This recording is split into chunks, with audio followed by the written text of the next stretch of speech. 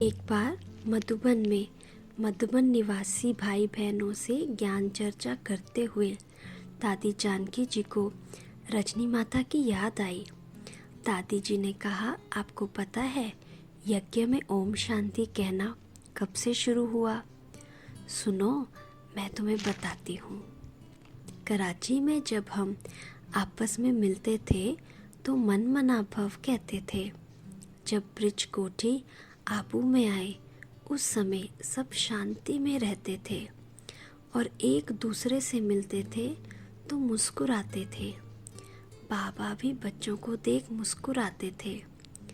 जब हम सेवा के लिए मधुबन से बाहर निकले तो कोई राम राम, कोई हरिओम, कोई ओम नमः शिवाय, कोई सद्गुरु साखी कहता था तो हम क्या कहें समझ में नहीं आता था।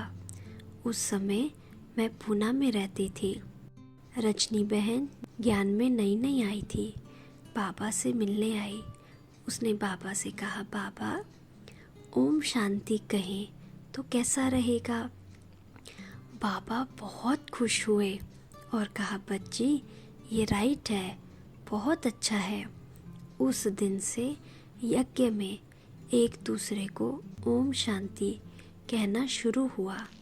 रजनी बहन में बहुत खूबियाँ थी। उसने बाबा के सिवाय और किसी को याद नहीं किया और ना किसी को कोई चीज़ दी। जो भी सेवा करती थी, जो भी चीज़ देती थी, डायरेक्ट बाबा को देती थी। महायज्ञ मधुबन में भेजती थी। जो यज्ञ में देते हैं उन्हीं का सफल होता है, क्योंकि वो वस्तु विश्व सेवा में लगती है और उनको यज्ञ से सब कुछ मिलता है। इसलिए मैं हमेशा रजनी बहन का मिसाल देती रहती हूँ कि यज्ञ सेवा करनी है तो रजनी बहन जैसी करनी चाहिए। यज्ञ की सेवा से उनको बल मिला। बाबा उनसे बहुत प्यार करता था। उसके अक्षर टेढ़े बांकी होते थे, लेकिन उनके पत्रों को बाबा बहुत प्यार से पढ़ता था और फौरन जवाब देता था। वह इतनी सच्ची थी कि बहुत कमाल की थी। वह ज्ञान में इतनी सहज नहीं आई, वह बहुत फोर्स वाली थी। मम्मा ने उनको ज्ञान में लाया। मम्मा के समझाने का तरीका, मम्मा की पालना ने ही उनको ज्ञान में लाया। एक बार उनको ज्ञान लग गया ना, फिर कभी भी पीछे मुड़कर कलयुगी जीवन को ना देखा, ना याद किया। एक बार मैं पूना से आबू आ रही थी। उस समय मधुबन कोटा हाउस में था। रजनी बहन ने मुझे बाबा को देने के लिए एक लिखने का पैड और पेंसिल रखने का बॉक्स दिया। साथ में पत्र भी भेजा कि बाबा मुझे जवाब लिखे। बाबा ने जवाब लिखा, रजनी है शिव बाबा की सजनी। एक बार उसने बाबा को पेंसिल रखने का चांदी का एक बॉक्स बनवाकर भेजा था।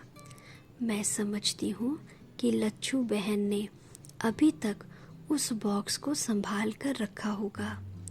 जब वह ज्ञान में आई थी तो उसकी उम्र 24 साल की थी और उनको 2 बच्चे थे। मैंने बाबा से कहा, बाबा ये विदेश में रहकर कैसे ज्ञान में चलेगी? उसका पति मुरली कहता है लंदन चलो। बाबा ने कहा, मुरली होशियार है, सियाना है, तुम फिक्र मत करो, वहाँ भी रजनी बच्ची ठीक चलेगी। वह घर में ही हर सोमवार और गुरुवार बाबा को भोग लगाती थी। रोज मुरली पढ़ती थी, एक दिन भी नहीं छोड़ा। अमृत वेला का योग कभी नहीं छोड़ा। 6 साल विदेश में रहकर भारत आई। मैं रजनी बहन का मिसाल इसलिए दे रही हूँ कि जो जितना नियमों के पालन में स्ट्रिक्ट रहता है उसको उतना ही बाबा से मदद मिलती है, शक्ति मिलती है। मैं समझती हूँ कि रजनी बहन की त्याग, तपस्या और सेवा का बल ही विश्व की सेवा में सफलता के निमित्त है। घर परिवार में रहकर ईश्वरीय नियमों का पालन कर दूसरों के लिए वह आदर्श बने।